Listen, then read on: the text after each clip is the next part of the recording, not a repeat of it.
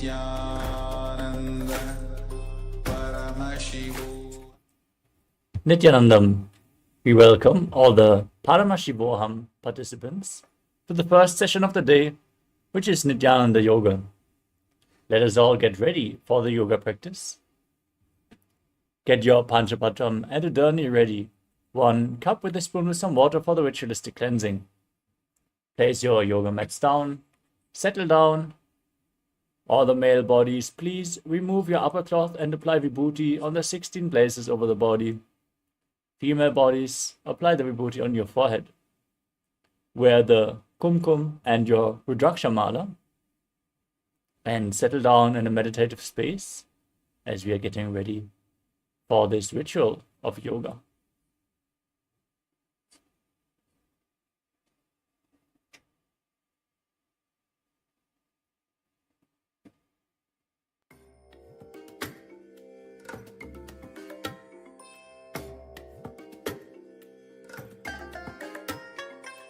I bless you all.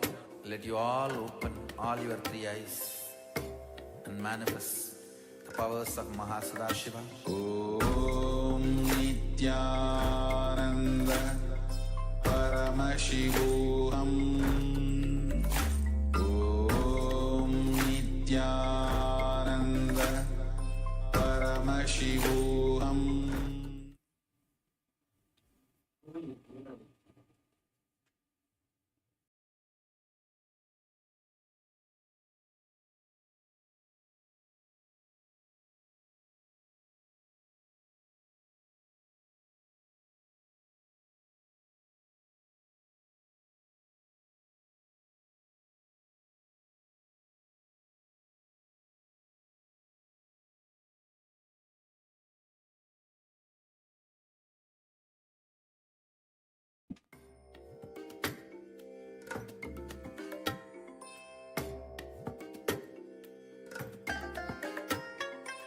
I bless you all. Let you all open all your 3 eyes and manifest the powers of Mahasadashiva. Om Nithyananda Paramashivoham. Om Nithyananda Paramashivoham. Om Nithyananda Paramashivoham. Om Nithyananda Paramashivoham. Om Nithyananda Paramashivoham. Now let us all get seated in a cross-legged position with our head, neck and spine in a straight line, hands in Namaskara Mudra in front of the heart center. Close your eyes, take a deep breath. Visualize Swamiji as we chant the Satguru Vandanam. Nithyanandam Paramasukhadam Kevalam Jnanamurtim Dvandvatitam Gagana Sadrisham Tattvamasyadilaksham Ekam Nityam Vimalamachalam Sarvadhi Sakshi Bhutam Bhavatitam Trigunarahitam Sadgurum Tam Namami. Next, we will chant the Shiva Mula mantra. Om Ham Hum Shivaya Namaha 11 times. Please follow along internally. Om Ham Hum Shivaya Namaha. Om Ham Hum Shivaya Namaha. Om Ham Hum Shivaya Namaha. Om Ham Hum Shivaya Namaha. Om Ham Hum Shivaya Namaha. Om Ham Hum Shivaya Namaha. Om Ham Hum Shivaya Namaha. Om Ham Hum Shivaya Namaha. Om Ham Hum Shivaya Namaha. Next, we are going to perform the Tattvachamanam, the ritualistic cleansing. Now, keep your right hand in the Gokarna Mudra in the shape of a cow's ear, like our acharyas are demonstrating. Take 1 uddarini, 1 spoon of water and pour it into your right palm. Each time the word Swadha is chanted, sip the water from the bottom of your palm. We are going to repeat this process thrice. Om Atmattatvam Shodhayami Swadha. Om Vidyatatvam Shodhayami Swadha. Om Shivatatvam Shodhayami Swadha. Now wash your right hand with the water from the Panchapatram. And wipe your lips twice with the bottom of your right thumb as you chant. Om Ham Hridayaya Namaha. Now wash your hand again. With the index, middle and ring finger joined together, touch above the upper lip and below the lower lip. Then wash your hand again. With index finger and thumb joined together, touch your right nostril and your left nostril. With ring finger and thumb, touch your right eye, your right ear, and your left ear. Wash your hand again. With little finger and thumb joined together, touch your navel, your right chest, and your left chest. And with all the fingertips joined together, touch the crown of your head, the right shoulder, the left shoulder, and your heart center. Wash your hand once more. Now place your right hand over the left and place both hands on the right thigh. Set the Sankalpa, the conscious resolution, what you want to manifest in today's Nithyananda yoga session, in this ritual of yoga. Be it wealth, health, a yogic body. Hold the visualization of what you want to manifest today as we chant the Sankalpa mantra. Om Mamopatta Samasta Duridakshayadvara Bhagavat Shri Nithyananda Paramashiva Prityartham Shri Nithyanandeshwari Paramashiva Shakti Sameta Shri Nithyanandeshwara Paramashiva Prityartham Cha Adya Purvokta Evam Guna Visheshena Vishishtayam Asyam Shubhaditau Purnarogya Yukta Dridagatra Yogiga Sharira Siddhyartham Paramashiva Shakti Avishkaranartham Nithyananda Yoga Abhyasam Karishye. Now wash your hand once more. Om Apaupasprisya. And keep your Panchapatram and Udani aside, out of harm's way, so we can safely enter into the yoga practice. We want to remind all the male participants once more to remove your upper cloth for this ritual of yoga. First, let us cover the 12 components of KAILASA's Nithyananda yoga. First, asana, the physical postures, where you align your physical body to the cosmic geometry, to Paramashiva, intensely awakening the Kundalini Shakti and making your body meldable and flexible.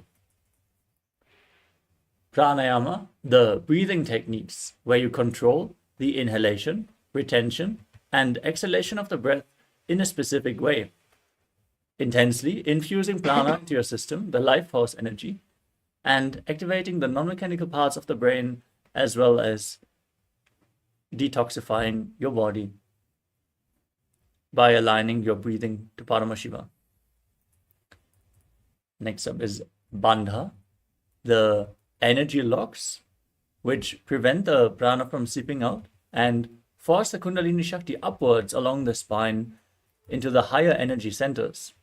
The bandhas we are going to perform are of three kinds. The Mula Bandha, the root lock, contracting the perineal floor and pulling it up.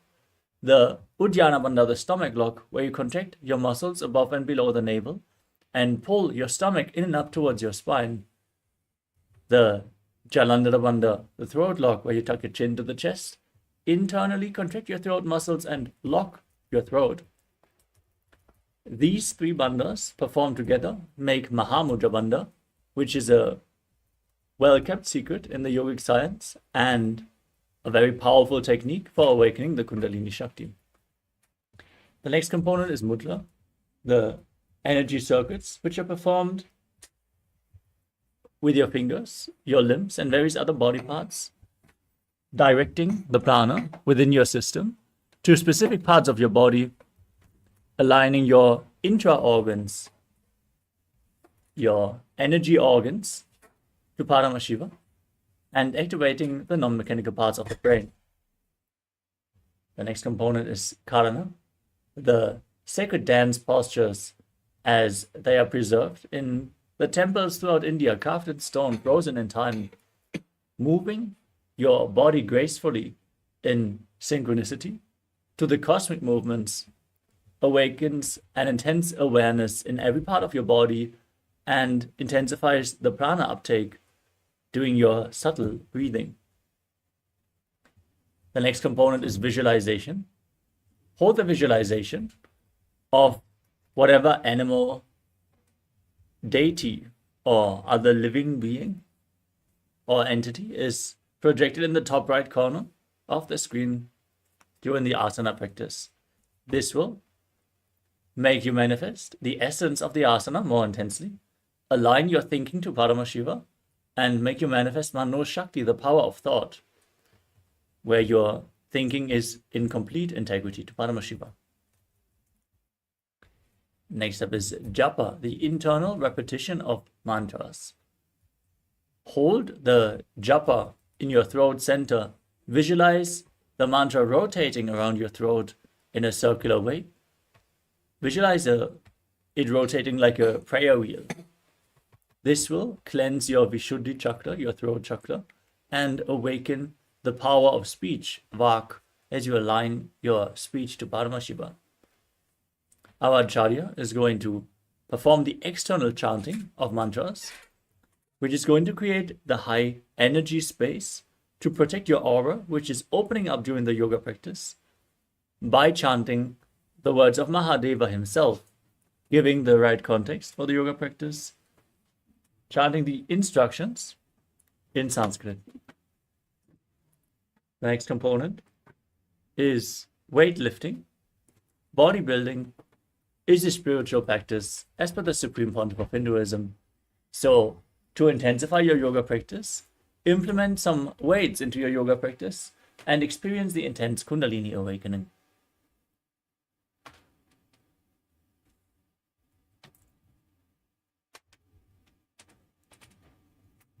The next component is Abharana, the sacred Rudraksha jewelry, which is functioning like a spiritual battery.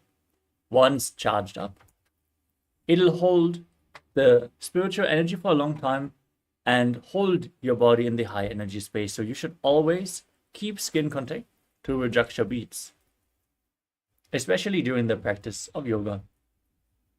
The next component is mandala, the visual representation of gods and goddesses. In the background, you can see the Shri Yantra being projected, which is the visual representation of all the gods and goddesses, with all the triangles, the lines, and geometric figures. It is reflecting the macrocosmic energy into your microcosmos just by keeping a gentle gaze, a gaze like you would gaze at a rose, intense but subtle. So focus at the Shri Yantra in the background and experience Kundalini awakening, the awakening of all your internal energies. The next component is Aushadha, the sacred alchemy science and plant medicines.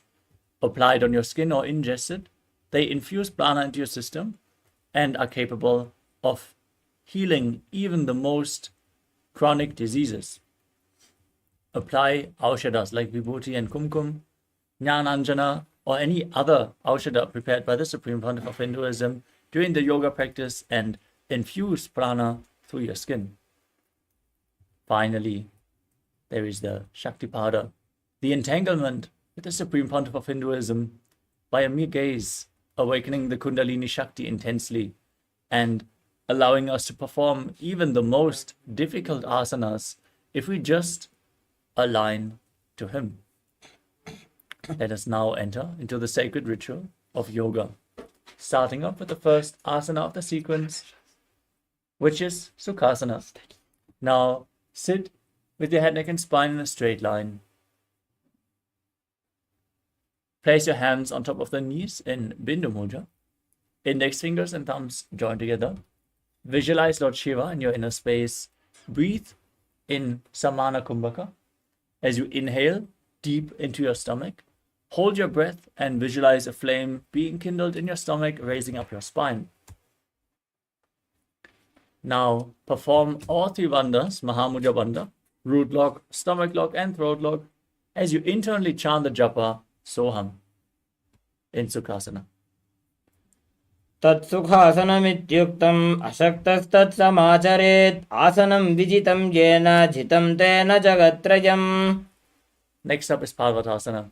Now place your feet onto opposite thighs in Padmasana.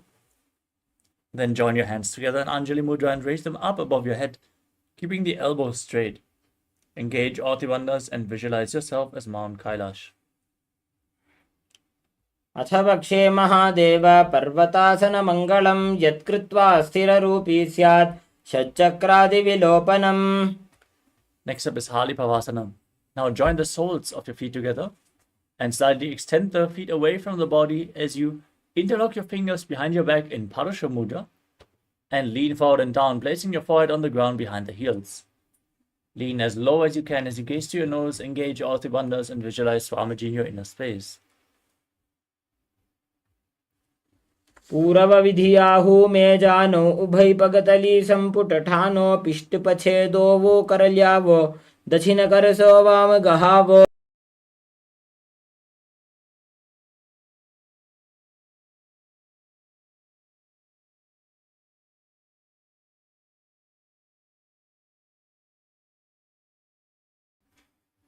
The next asana is Nagi Pavasana.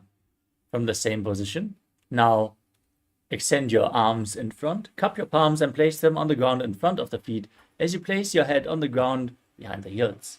Gaze to your nose, engage all the bandhas and visualize yourself as a snake. पूरव विधि परि आगाने नीचौ होवी कहू निफनास्यो लगाजी हाथ आगाने धरती लगावे पसारी दो बू हाथ की अंजूली करे.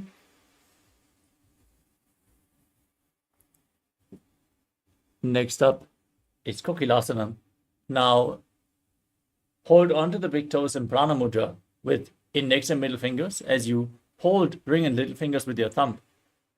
Raise your legs forward and up, them straight, and then cross them into Padmasana. Hold on to the toes, lean forward and down, place your elbows on the ground, engage all the bandhas and visualize yourself as a bird. अथान्यदासनं वक्ष्ये येन सिद्धो भवेन्नरः अकस्माद् वायुसञ्चारं कोकिलाख्यासनेन च. Next up is Nithyananda. Now stack your knees and ankles as you hold on to your elbows and rotate your arms in a circular motion. Engage all the bandhas, gaze to your nose, visualize Swamiji, and after some time change the direction of the movement. घोड़ा बामा पादिकी आशमा हिले सोजे दक्ष चरण को बार लौता परिगुल्भ समोज. Next up is Gajasana. Now place your hands flat on the mat and raise your hips up high. As you scoop your head forward and down again and again, engage Uddiyana Bandha and Mula Bandha and visualize yourself as an elephant in Gajasana. न्युब्जं पादाग्रे भूमौ कृत्वा लम्बी भूया मस्तकाग्रे निधाय. From this same position, now press one heel into the ground and keep the other heel up and alternate, pushing the other heel down again and again. Visualize yourself as a bear and keep Uddiyana Bandha and Mula Bandha engaged in Vrikshasana.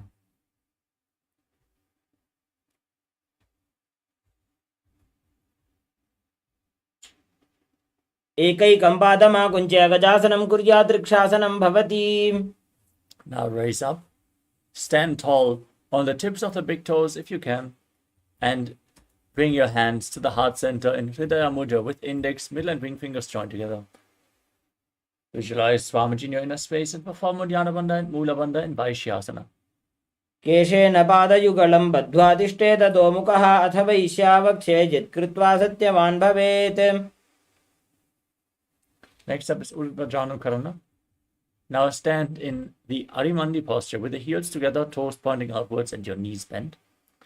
Bring your hands to the chest and raise one knee up along the center of the body in a circular motion, following along with the respective hand. Repeat the movement on both sides again and again.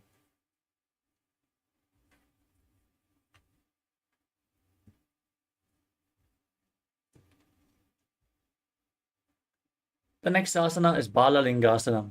Now interlace your fingers from the outside in Sarva Shankari Mudra. Raise one knee and pull it up against your chest. Stand erect on the mat like a rod as you engage all the bandhas and visualize yourself holding a baby. एकं जानुरसि आलिङ्ग्य स्थातव्यं बाललिङ्गनं भवति. Next up is Parapidanasana.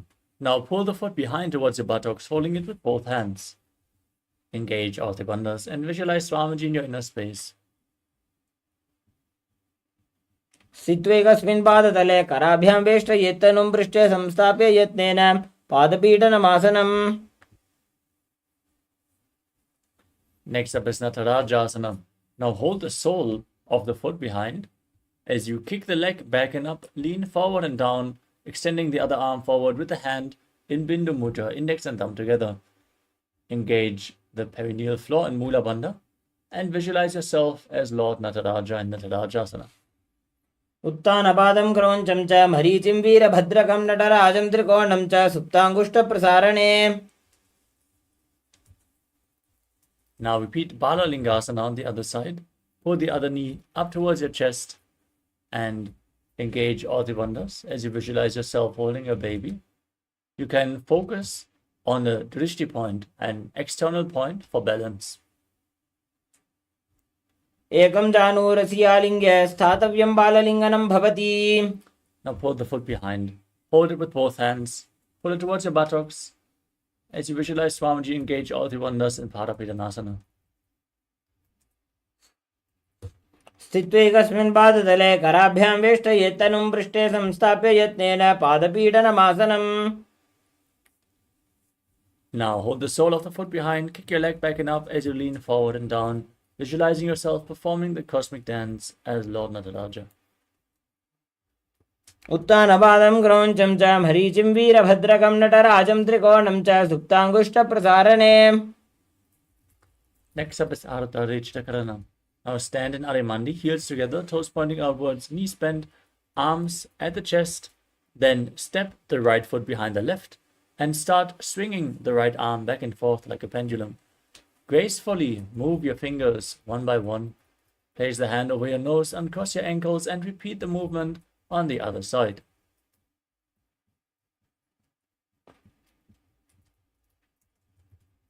You move on to the skeleton dance. Now visualize yourself as a skeleton and shake your body intensely. Hold the visualization of your bone structure as you dance wildly. This will build integrity into your very bone marrow. Hold the visualization of your skeleton.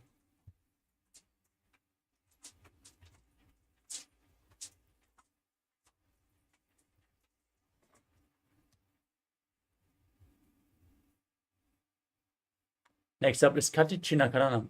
Now stand in Arimandi, heels together, toes pointing upwards and knees bent. Cross your arms above your head and then turn to one side and open your arms wide. Cross them back to the center. Repeat the movement on both sides again and again. Follow along with your breath.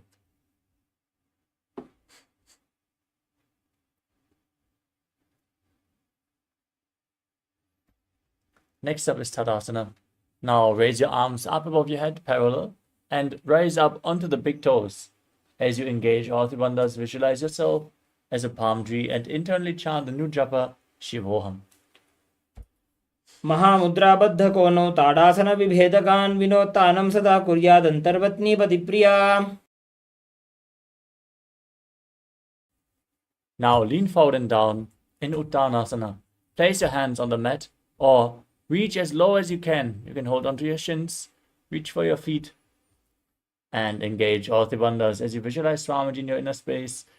Still breathe in Samana Kumbhaka. Inhale deeply into your stomach and then hold your breath intensely, forcing the awakened prana up your spine. महामुद्राबद्धकोनो ताडासनविभेदकान् विनोत्तानं सदा कुर्यादन्तर्वत्नीपतिप्रिया. We move on to Tadakshvasana. Now place your hands flat on the mat, shoulder width apart, and step your feet back into a plank position. Now engage the perineal floor and tuck your chin to the chest and start rotating your head from left to right. Visualize Swamiji in your inner space. Don't forget to chant Shivoham, Shivoham, Shivoham internally.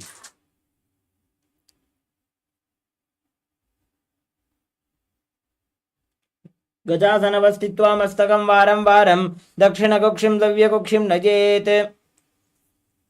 Now lay down on your stomach.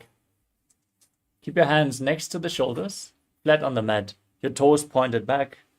As you raise your upper body and head up off the mat by the strength of your lower back, open your mouth wide. Inhale through the hollow of your throat in Bhujangani Mudra. As you visualize yourself as a cobra, perform the Mula Bandha and Bhujangasana. अङ्गुष्ठनाभिपर्यन्तम् अधोभूमो विनिन्यसेत् कराभ्यां च धरां धृत्वा ऊर्ध्वशीर्षफणीवहि. Next up is Shashasana. Now push your body up back into the plank position and alternate bringing one knee in towards your chest back and forth. Visualize Swamiji in your inner space and breathe calmly through your nose in Sahajra Kumbhaka. Lead the prana along the spine and breathe independently from your body movements. गजासनसंस्थितो जानुद्वयमाकुञ्च वारं वारं कर्तव्यं शशासनं भवति. Now step one foot in between the hands. Jump it back and bring the other foot to the front, alternating the position of your feet again and again as you visualize yourself as a chariot in Rathasana. गजासनसंस्थितो एकैकं पादं पुरोमार्गेण भ्रामयित्वा कर्तव्यं रथासनं भवति. Next up is Virabhadrasana. Now keep one foot at the front and the other foot step far back. Keep the back toes facing sideways and bend your front knee at a 90-degree angle. Push your hips forward. Engage Uddiyana Bandha and Mula Bandha and raise your arms up parallel above your head. Gaze up towards your third eye as you visualize yourself as Lord Virabhadra and calmly breathe through your nose in Virabhadrasana. वासिष्ठमथ कौण्डिन्यम् ऊर्ध्वकुक्कुटमेव च अष्टावक्रमथोत्थानं मयूरं सेतुबन्धनम्.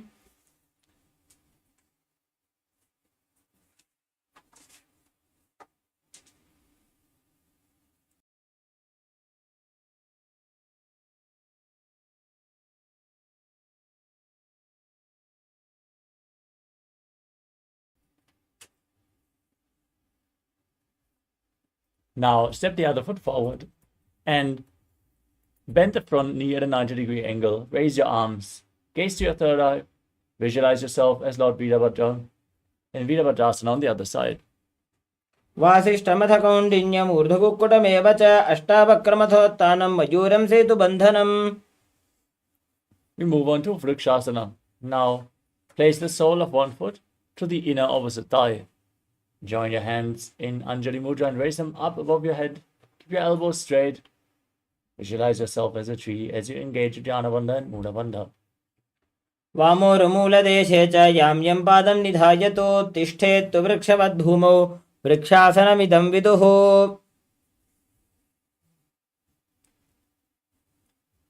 Next up is Garudasana. Now bring the raised foot to the opposite hip and join your hands in Namaskara Mudra in front of the heart center.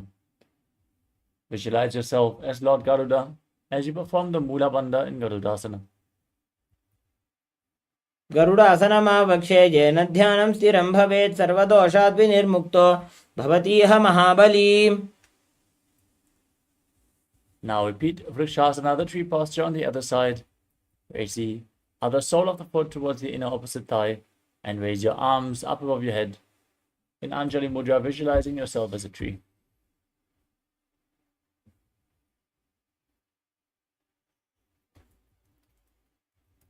वामोरुमूलदेशे च यां यं पादं निधायतो तिष्ठेत् वृक्षवद्भूमौ वृक्षासनमिदं विदुः.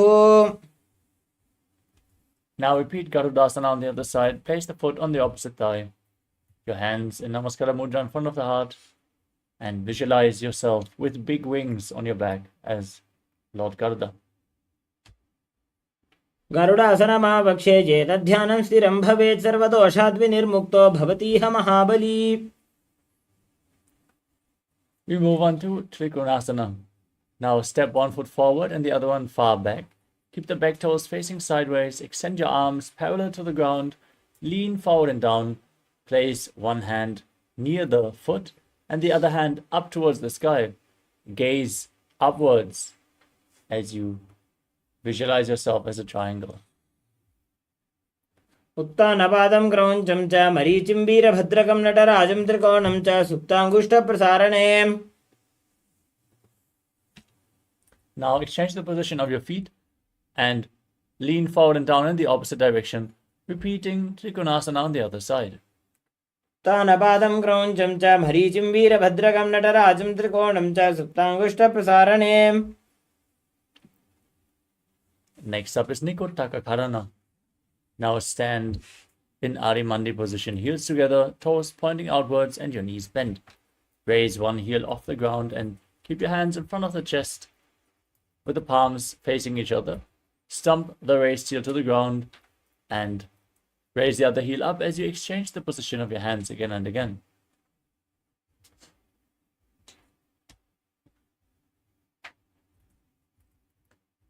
The next asana is Angushtasana. Now lower your body down and tuck your toes as you sit down on raised heels. Keep your knees off the ground, join together, and place your hands in Namaskara Mudra in front of the heart center. Visualize Swamiji in your inner space and start buzzing like a bee on the inhalation and exhalation in Brahmari Kumbhaka as you perform the Mula Bandha and internally chant the new japa Sadashivoham in Angushtasana. कबन्धासनमित्याहुः गोरक्षासनमेव च अङ्गुष्ठमुष्टिकं ज्ञेयं ब्रह्मप्रासादितं तथा. Next up is Saurasana. Now extend one leg forward, heel down, toes pointing up. Keep your hands at the side with the palms facing forward in Vara Mudra. Visualize Swamiji in your inner space. Keep buzzing like a bee in Saurasana. प्रसार्यैकं पादतलं संस्थाप्य त्वेकपादकम्. In Vidunanasana, now lean forward and down and hold onto the big toe in Prana Mudra and the back heel with the other hand. Balance in this posture as you visualize Swamiji in your inner space. गुल्फस्थितो पादमेकं प्रसार्य तत्पादाग्रं संस्पृश्य तत्करेण. Now extend the other leg forward. Keep the hands at the side, fingers just touching the ground in Saurasana on the other side.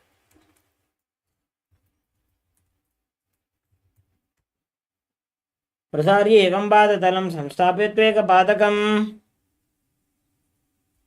Now lean forward and down, hold onto the big toe and the back heel as you visualize Swamiji in Vidunanasana on the other side.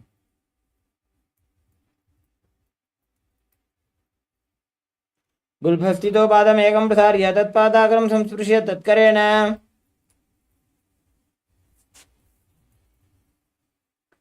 The next asana is Brahmadrankushasana. Now step both feet in, sit on the raised heels, and keep your knees apart as you place the back of your hands on top of the knees. Tuck your chin to the chest and gaze through the gap between the palms as you visualize Swamiji in your inner space. Still internally chant Sadashivoham.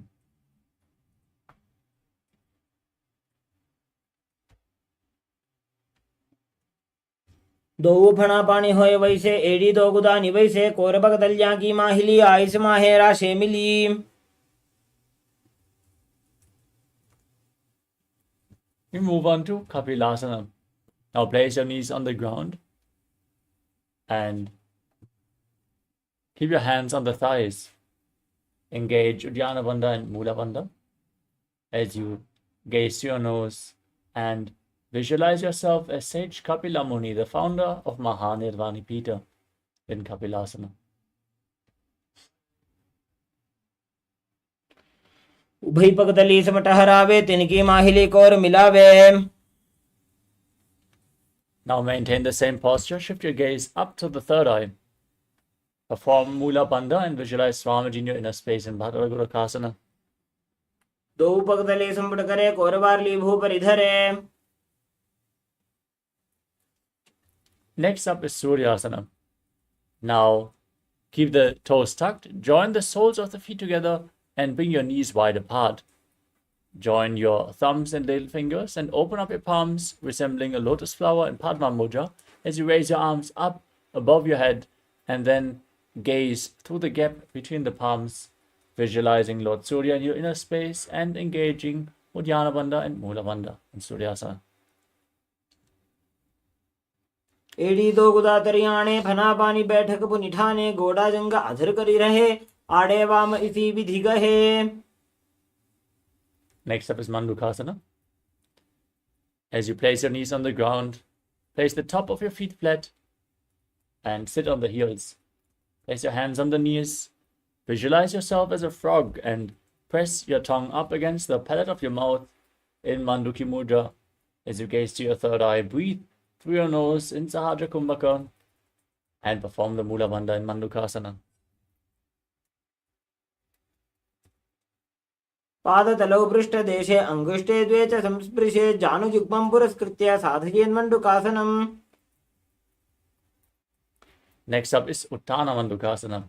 Now, maintain the same sitting posture. Bring your hands behind your back and hold onto opposite shoulders with your hands. As you gaze up to your third eye, visualize yourself as a frog. Keep your tongue in Manduki Mudra and engage Uddiyana Bandha and Mula Bandha in Uttana Mandukasana. मण्डुकासन मध्यस्थं कुर्पराभ्यां धृतं शिरः एतद्भेकवदुत्तानम् एतदुत्तानमण्डुकम्. Next up is Simhasana. Now cross your feet and sit on your ankles. As you keep your hands on the knees, gaze to your nose, stick your tongue out and exhale forcefully again and again as you visualize yourself as a lion in Simhasana. दक्षिणं सव्यगुल्फेन दक्षिणेन ततेतरं हस्तौश्च जान्मौ संस्थाप्य स्वाङ्गुलिश्च प्रसार्य च. Next up is Padrasana. Now bring the soles of the feet together, the toes pointing backwards and your knees open wide as you sit on your heels. Cross your arms behind your back and hold on to the big toes in Prana Mudra as you tuck your chin to the chest in Jalandhara Bandha. Contract the perineal floor in Mula Bandha. Gaze to the tip of your nose, visualize Swamiji, and return to buzzing like a bee on the inhalation and exhalation in Brahmari Kumbhaka as you perform Padrasana. गुल्भौ च प्रशरणस्याधो व्युत्कर्मेण समाहितः पादाङ्गुष्टौ कराभ्यां च धृत्वा च पृष्ठदेशतः. Next up is Kakabhushandi Asana. Now place your feet flat and keep your knees open wide as you bring your arms in and around the raised knees and interlock your fingers behind your back in Parusha Mudra. If you can't reach your fingers, just reach as far as you can. Gaze to your nose and visualize yourself as a crow as you perform the Mula Bandha. प्रथमे वेसकौकटठाने द्वौ हातपगौमी च आने. Now place your arms flat on the ground in front of you and bring your knees onto your arms towards your armpits. Lean forward and down as you find balance and lift your feet off the mat. Visualize Swamiji. Keep buzzing like a bee in Kanipavasana. आसन को गुण आशी दुष्टा होई तो आची होई. The next asana is Kapali Asana. From the same posture, with your hands flat on the mat, the knees on your arms, lean forward, place your head on the mat. Find balance and then lift your legs up straight into a headstand posture. You can lean against the wall or ask a partner to aid you in the performance of this asana. As you gaze to your nose, visualize Swamiji in your inner space and perform the Mula Bandha. शीशा धरती टेकी भगदो वो मिली बाऊ चाकू करे. Gently lower your body back down. From a squatting posture, place your hands on the mat in front of you and then twist your body to one side as you align your elbows with one knee and one hip. Lean onto your elbows and extend your legs to the side as you balance on your arms. Gaze up towards your third eye. Visualize yourself as a peacock. Breathe in Rechaka Kumbhaka. Exhale all the way and hold your breath in Parshvamayurasana. मयूरं दण्डवत् कुर्यान् मायूरं दण्डनामकं कुर्यान् मायूरं पार्श्वाभ्यां मायूरपार्श्वनामकम्. Now twist your body in the opposite direction, balance on your arms, gaze to your third eye, visualize yourself as a peacock, and exhale deeply again and again as you repeat Parsvamayurasana on the other side. मयूरं दण्डवत् कुर्यान् माजूरं दण्डनामकं कुर्यान् माजूरं पार्श्वाभ्यां माजूरपार्श्वनामकम्. Now place your hands flat on the mat and step your feet back into a plank position, and then step one foot outside and in between the two hands. Push your hips forward, engage the Mula Bandha, gaze up towards your third eye. Visualize yourself as Lord Kala Bhairava in Bhairaganathasana. आसन को गुण पीति जाई. Step the front foot back. Bring the other foot outside the shoulder in between the hands. Gaze to your third eye. Visualize Lord Kala Bhairava as you repeat Bhairaganathasana on the other side. आसन को गुण पीति जाई. Next up is Unmukha Pitasana. From Tarakshvasana, the plank position, place your forearms on the ground. Keep your hips high. Walk your feet forward and raise your hips even more. As you gaze up towards your third eye, raise your head as you visualize Swamiji in your inner space and perform the Mula Bandha.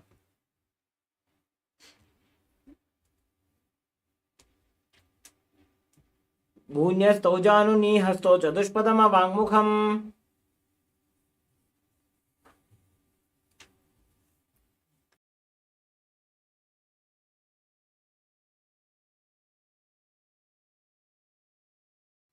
Next up is Vashishthasana. With your hands flat, now rotate your body in the plank position as you raise one arm up towards the sky.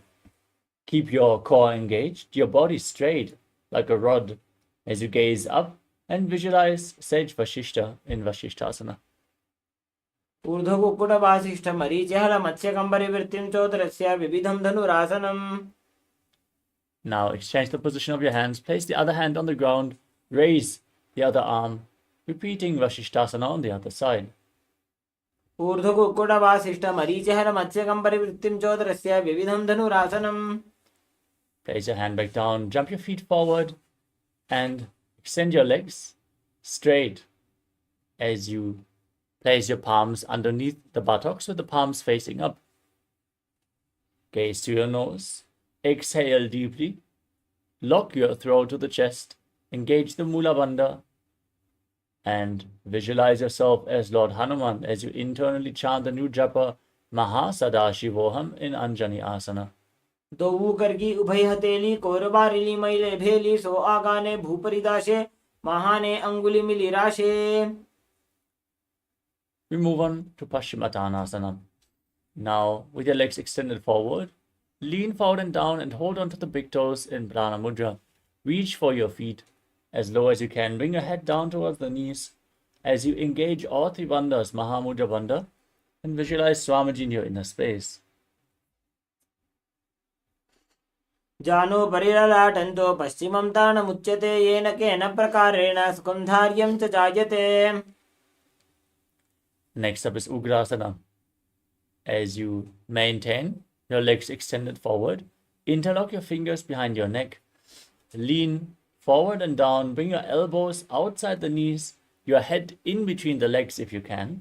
Squeeze your body as you engage all three bandhas, Mula Bandha, Uddiyana Bandha, and Jalandhara Bandha, as you visualize Kali in your inner space in Ugrasana.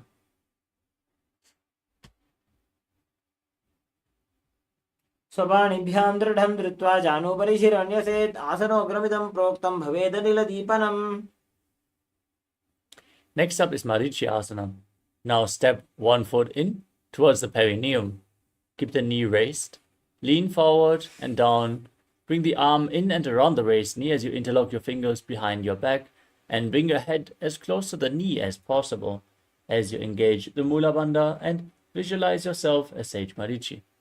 उत्तानपादं क्रौञ्चं च मरीचिं वीरभद्रकं नटराजं त्रिकोणं च सुप्ताङ्गुष्ठप्रसारणे. From this posture, now drop the raised knee to the side. Keep the heel against the perineum and lean forward and down, holding onto the front foot with both hands. Gaze to your nose. Exhale. Engage all three bandhas, Mahamudra Bandha. as you visualize Swamiji in your inner space in Mahamudrasana.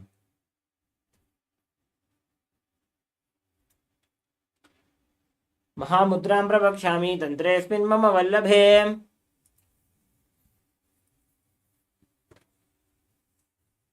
Now, exchange the position of your feet. Bring the other heel against your perineum. Lean forward and down. Interlock your fingers behind your back. As you repeat Marichi Asana on the other side. उत्तानपादं क्रौञ्चं च मरीचिं वीरभद्रकं नटराजं त्रिकोणं च सुप्ताङ्गुष्ठप्रसारणे. Drop the knee down. Hold on to the front foot. Engage Mahamudra Bandha. As you repeat Mahamudrasana on the other side. महामुद्रां प्रवक्ष्यामि तन्त्रेऽस्मिन् मम वल्लभे यां प्राप्य सिद्धा सिद्धिं च कपिलाद्याः पुरागताः.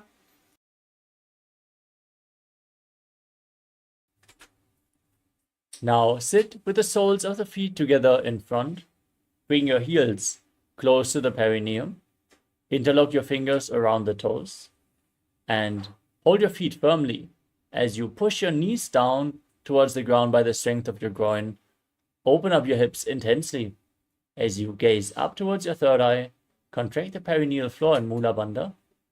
Visualize Swamiji and exhale all the way as you internally chant Paramashivoham in Bhadrasana 2. गुल्फौ तु वृषणस्यादः सीबन्त्याः पार्श्वयोः क्षिपेत्. Next up is Gvalipavasana. Now extend your feet away from the body and keep your hands on the knees. As you gaze to your nose, tuck your chin to the chest, contract the perineal floor and visualize Swamiji in your inner space. पूर्व चरपट चौक कख्यो सोजी वाही विधियो की जय सोजी जामे AD भिन्न जराशे अंगुल 8 अंतरो राशे. Next up is Joni Asana. Now bring the soles of the feet together, the feet back in towards the perineum. Hold onto the soles of the feet as you lean forward and down and place your chin on the toes. Gaze to your nose and visualize the Yoni Mandala, which is projected on the screen and is the visual representation of Devi Paramashiva Shakti herself. दो पगतले संपुट ठाने उभय हस्तकरिवृत हिताने. Next up is Midaki Pavasana. Extend your feet away from the body. Keep the heels together and toes apart. Extend your arms out to the side. Place them on the mat as you lean forward and down as low as you can, bringing your forehead on the ground behind your heels. Gaze to your nose, visualize Swamiji and perform the Mula Bandha. पूर्व विधि परिपकदली संपुट शोल एडी मिली राशे. We move on to Siddhasamari Asana. Now bring your heels back in towards your perineum. Bring your arms underneath the shins with the palms facing up. And then lean forward and down. Bring the toes against your throat if you can. As you gaze to your nose and visualize Lord Surya in your inner space in Siddhasamari Asana. दो पगतली संपुट करे 16 मेढ आगा मेधरे. Next up is Chinaki Pavasana. Now keep the soles of the feet together. Open up your feet like a book with your hands. Press your elbows down onto your thighs as you gaze to your nose and visualize Swamiji in your inner space.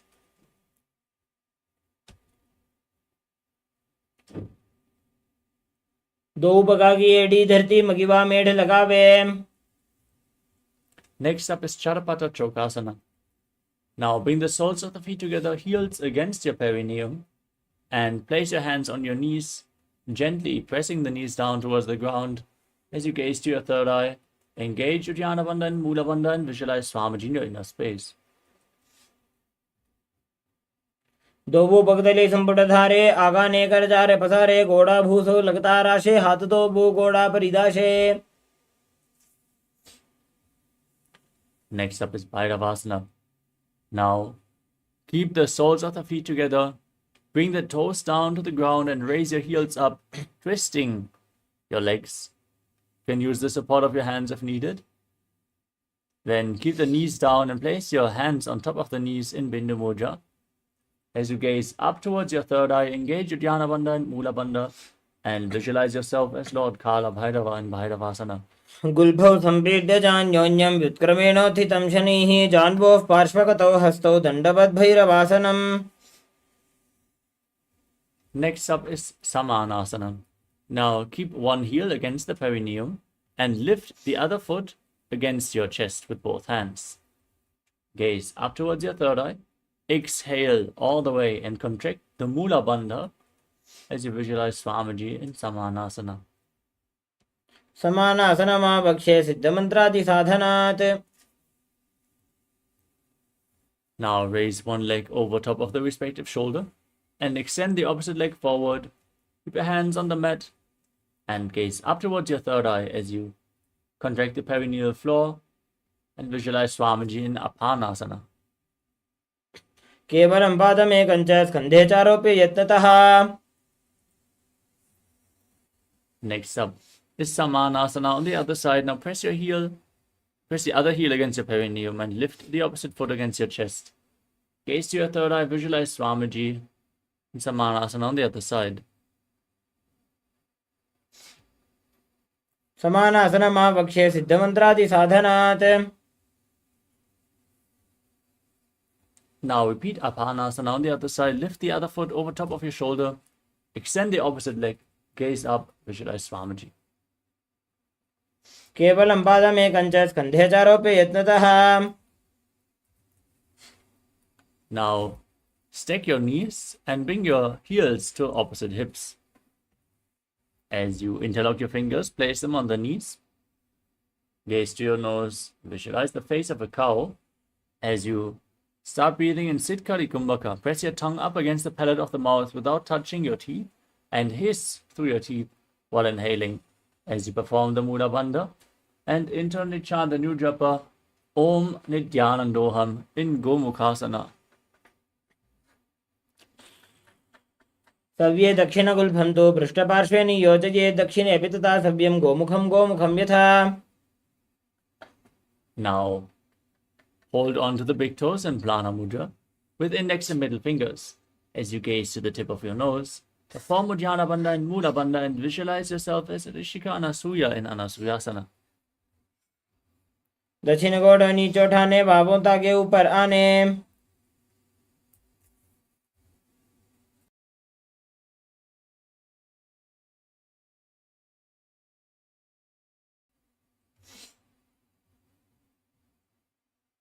Now interlock your fingers behind your back and lean forward and down. Bring your chin over the knee and the nose as close to the ground as you can. Try to touch the ground with your nose. Gaze to the tip of the nose and visualize yourself as Rishika Anasuya in Anasuyasana too. जीमणा गोदा की संधि, उपरेड़ा वागोड़ा की संधि. Next up is Garudasana too. Now keep one heel at the perineum with the top of the foot flat and the other foot flat on the ground with the knee raised against your chest. Keep your hands on the respective knees and gaze to your nose as you visualize yourself as Lord Garuda in Garudasana too.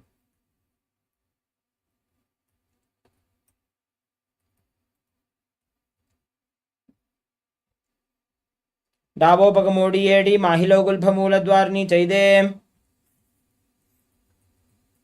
Now sit down on the heel of the foot which is flat on the ground.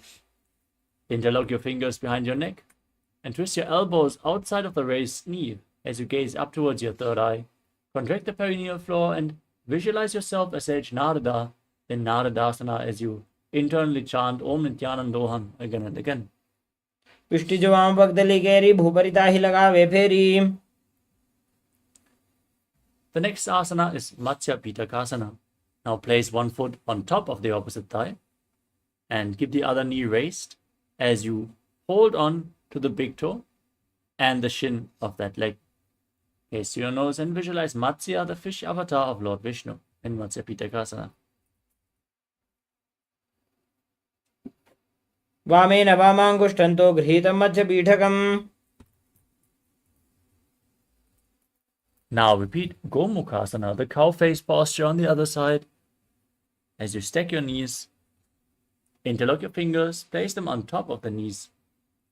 Gaze to your nose, visualize the face of a cow.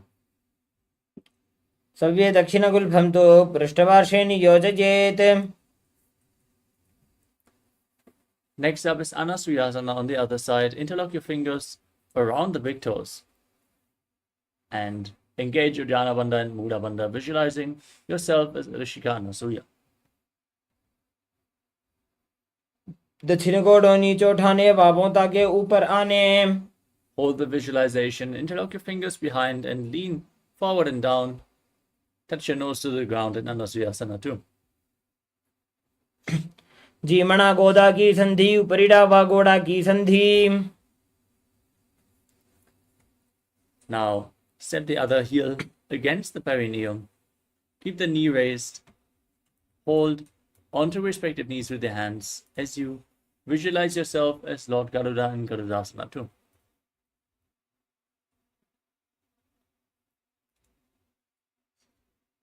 डाबोपकमोडी एडी माहिलो गुल्फं मूलद्वार नीचैदे. Now repeat Naradasana on the other side. Sit down on the heel. Interlock your fingers behind your neck. Twist your elbows outside the raised knee. And visualize yourself as Sage Narada. पिष्टि जुवाम पगदली केरी, भूपरि ताहि लगावे फेरी. Now, place your foot onto the opposite thigh. Hold onto the shin and the big toe. As you gaze to your nose, visualize Matsya, the fish avatar of Lord Vishnu, as you repeat Matsya Pitakasana on the other side. वामे न वामांगुष्ठन्तो गृहीतं मत्स्य पीठकम्. Now, we'll enter into Matsyendrasana. Extend your legs and then place one foot onto the opposite thigh.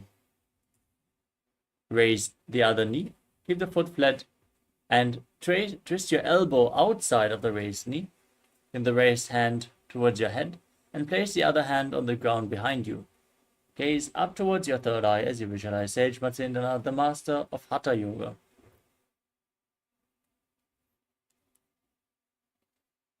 उदरं पश्चिमाभासं कृत्वा तिष्ठति यत्नतः.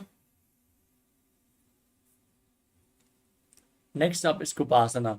Now extend your front arm down towards the big toe and place the other hand on the respective ear as you twist backwards, gaze up towards your third eye, and visualize yourself as a camel in Kupasana.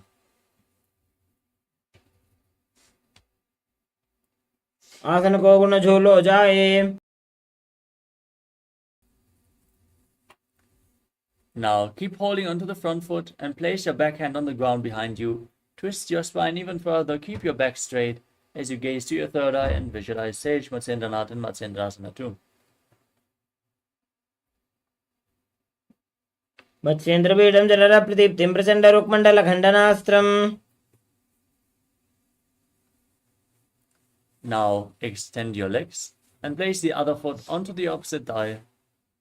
Raise the knee, twist your elbow outside the knee. Hold your face and place the other hand on the ground behind you. Repeat Matsyendrasana on the other side. उदरं पश्चिमाभासं कृत्वा तिष्ठति यत्नतः. Extend your front arm to the foot. Hold your back ear with the other hand. Gaze to your third eye as you visualize yourself as a camel in Kubasana. आसन को गुण झोलो जाए. Place your back hand on the ground behind you. Twist your spine even further. Gaze to your third eye and visualize Sage Matsyendranath, the master of Hatha Yoga, in Matsyendrasana 2 on the other side. मत्स्येन्द्रपीठं जलरप्रदीप्तिं प्रचण्डरुक्मण्डलखण्डनास्त्रम्. Now place your feet onto opposite thighs and sit in Padmasana. Engage all the bandhas. Gaze to your nose. Keep your hands on your knees. As you visualize yourself as Lord Shiva, breathe in Sitari Kumbhaka. Press your tongue against the back of the teeth and hiss through your teeth while inhaling as you internally chant Om Nithyananda Mahasada-shivoham. आसनं द्विविधं प्रोक्तं पद्मं वज्रासनं तथा. Now cross your arms in front and hold onto the big toes in Prana Mudra. As you gaze to your nose, visualize yourself as Goddess Parvati, the consort of Lord Shiva. Breathe in Sitali Kumbhaka and engage the Mula Bandha in Padmasana too. उत्तानौ चरणौ कृत्वा ऊरू संस्थौ प्रयत्नतः. Next up is Kukutasana. As you sit in Padmasana, bring your hands in between the legs. Place your palms flat on the mat. And then push your entire body off the ground. Balance on your arms, visualize yourself as a rooster and calmly breathe through your nose in Sahajra Kumbhaka.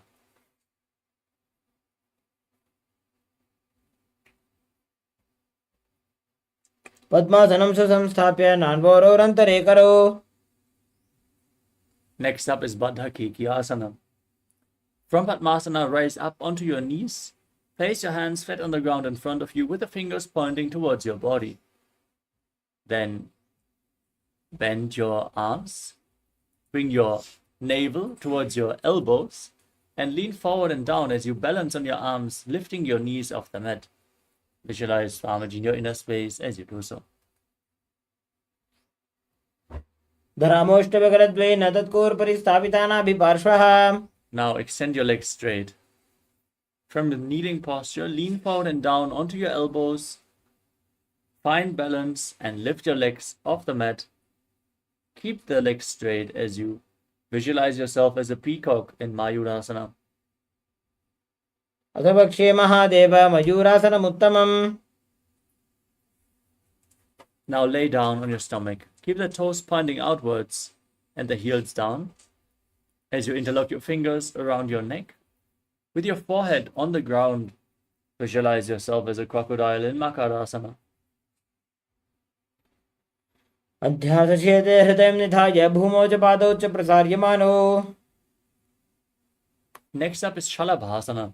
Now place your hands flat on the ground next to your shoulders and lift your legs up off the mat as you keep your lower back and glutes engaged. Visualize yourself as a locust.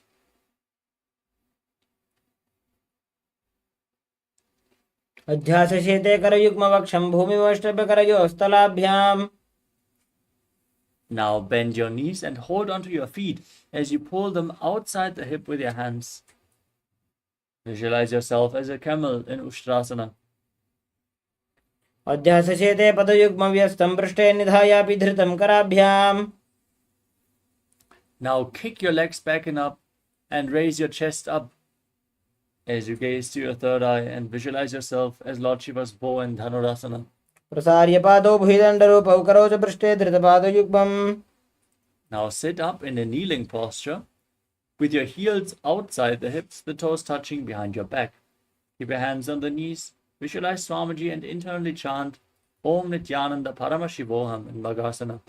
उल्टा मोड़ी पावदौ वैसे बहुरो जुगति करे एक ऐसे. Now place your forearms on the mat, interlock your fingers, and then place your head on the ground, supporting it with your hands.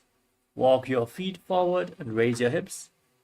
Lift your feet off the mat and pull your knees in close towards your chest. Squeeze your body into a ball as you gaze to the nose and visualize Swamiji in Gohyasana. दो हाथ की कहुनी जोजी पुनिया कलाई जाने दोई. From Gohyasana, now extend your legs up straight into Shirshasana. Gaze to your nose and visualize Swamiji in your inner space as you breathe calmly through your nose. विपरीतं मण्डलं च द्विधैव विदितं हिनः. Gently lower your legs down. Come to a seated posture. Extend your legs out in front. And get ready for a sequence of intense, rapid exhalations and ab engagement as we are going to start breathing in Bastika Kumbhaka, which is exhaling again and again as you contract your navel. Don't inhale, just push the air out. Your body will naturally let the air flow back in. Then hold your calves and raise your legs in front as you visualize Swamiji in your inner space in Bodhyasana. दो हाथ पग बाहर आने घोड़ा तरे काकसी ठाने. Now hold on to opposite shoulders behind your back as you keep your legs raised. Gaze to your third eye. Keep rapidly exhaling in Parighasana. उत्तानशयनं कृत्वा पादौ मिलित्वा प्रसार्य Now extend your arms out in front. Keep the legs raised. Gaze to your third eye. Visualize yourself as a boat in Naukasana. उत्तानशयनं कोर्पराभ्यां भूमिं वष्टभ्य. Now join the soles of the feet and pull them against your chest. Keep breathing in Vastika Kumbhaka as you gaze to your nose. Visualize yourself as Lord Buddha in Rudrasana.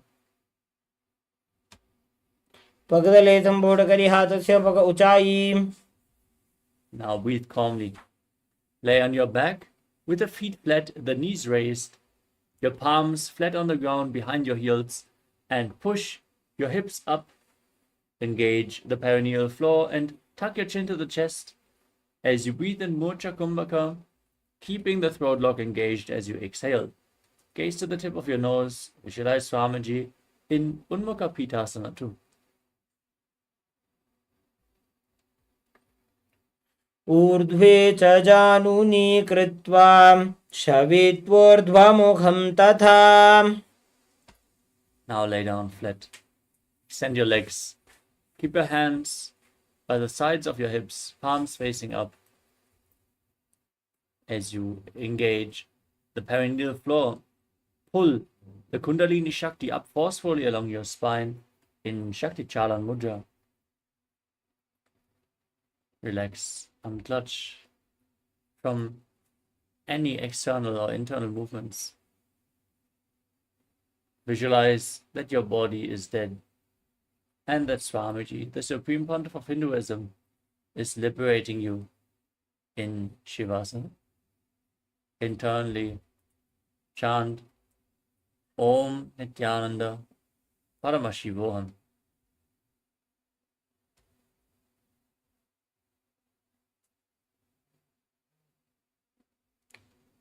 उत्तानं शववद्भूमौ शयनं तु शवासनं. शवासनं श्रमहरं चित्तविश्रान्तिकारकम्.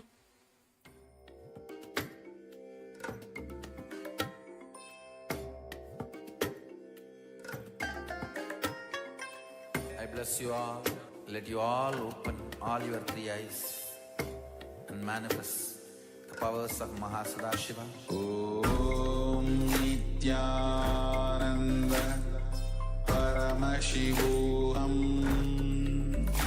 Om Nithyananda Paramashivoham. Om Nithyananda Paramashivoham. Nithyananda Paramashivoham.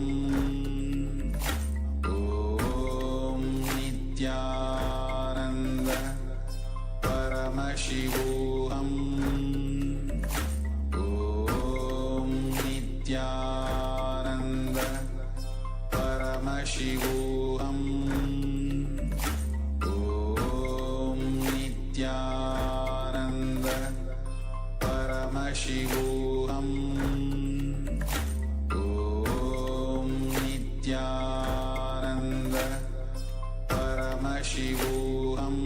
Paramashivoham.